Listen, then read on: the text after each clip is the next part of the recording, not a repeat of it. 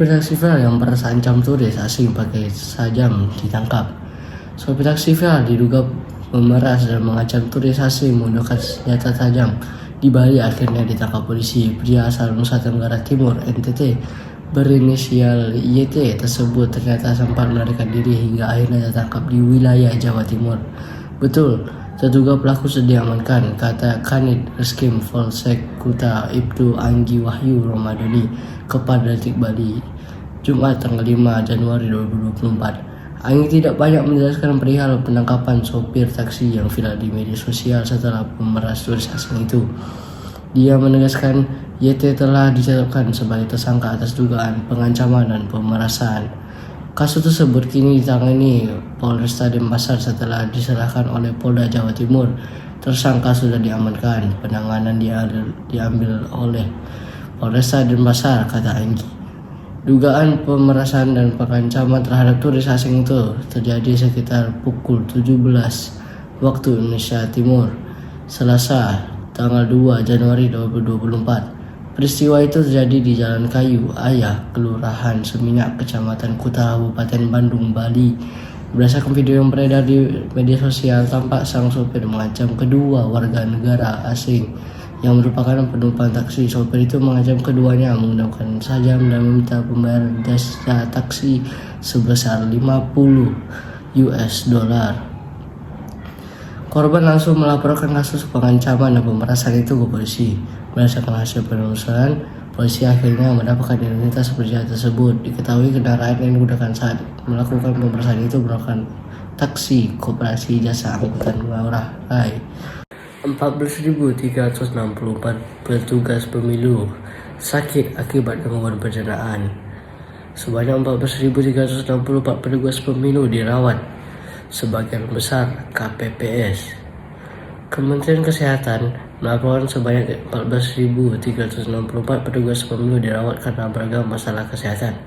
Adapun laporan ini disampaikan oleh Kepala Biro Komunikasi dan Pelayanan Publik Kemenkes-Siti Nadia Tarmizi Sabtu tanggal 24 Februari 2024. Mengacu pada laporan kelompok penyelenggara pemungutan suara, KPPS menjadi pihak yang paling banyak dirawat dengan total 7.221 orang. Kemudian diikuti oleh petugas sebanyak 1.779 orang, panitia pemungutan suara sebanyak 1.709 orang, saksi 1.333 orang, Linmas sebanyak 1.122 orang, pihak dari Badan Pengawas Pemilu 493 orang, dan panitia pemilihan kecamatan sebanyak 509 orang. Berdasarkan lokasi, petugas pemilu yang paling banyak dilaporkan sakit berada di Jawa Barat dengan total 4.626 orang. Diikuti Jawa Timur 1.747 orang, Sulawesi Selatan 1.349 orang, dan Jawa Tengah 1.281 orang. Jalan bebas hambatan IKN Jembatan Pulau Balang sampai Esperiko. Jalan bebas hambatan merupakan infrastruktur dasar konektivitas yang memiliki peran tak kalah vital dan strategis dengan jalan tol dalam mendukung pengembangan ibu kota Nusantara di Kalimantan Timur.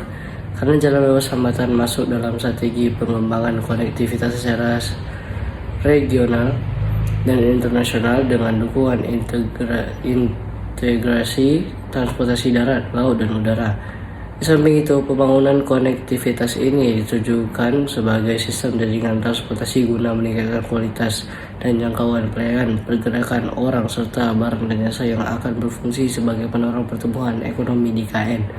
Salah satu jalan bebas hambatan yang masuk dalam jaringan konektivitas IKN adalah jalan bebas hambatan IKN segmen 5B, Jembatan Pulau Balang sampai Esperiko yang disebut PT Hutama Karya Persero. Jalan bebas hambatan ini dirancang sepanjang 13,27 km dengan nilai konstruksi sebesar 3,6 triliun rupiah. Tantangan minum sirup 2 botol, bahayakah? Viral video seorang pria ditantang minum sirup kental sebanyak 2 botol. Ya, tantangannya hanya minum sirup kental tanpa dicampur atau dilarutkan dengan air.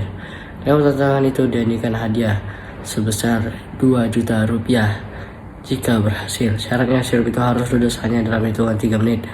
Pria tersebut memang berhasil menegakkan sirup dalam waktu kurang dari 3 menit. Namun menyusul itu, video tersebut menuai sorotan dan kritik netizen yang khawatir perihal risiko penyakit diabetes dari tantangan serupa.